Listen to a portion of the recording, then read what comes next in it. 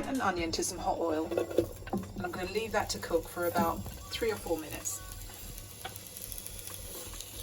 So next I'm going to make a paste using some dried miso soup, some MIRIN seasoning, there's about 2 tablespoonfuls there, some soy sauce,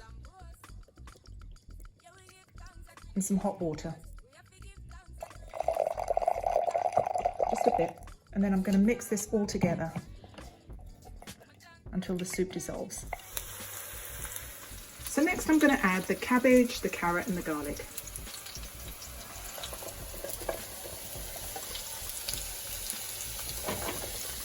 Okay, give it a quick stir and leave this to cook for a couple of minutes on a medium heat so the veg can cook through. I'm going to add the mushrooms.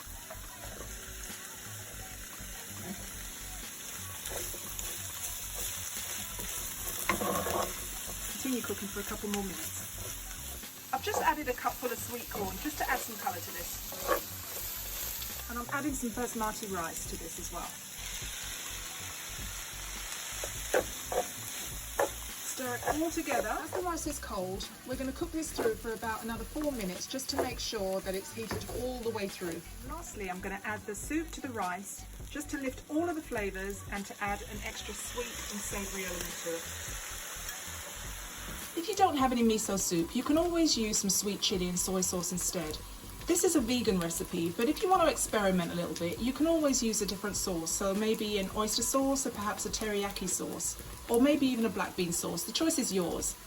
And lastly, just to finish it off, I'm going to add some spring onions, some chopped chilli, and some chopped seaweed. So you can serve this rice alongside other dishes, but it works just as well as a meal all by itself.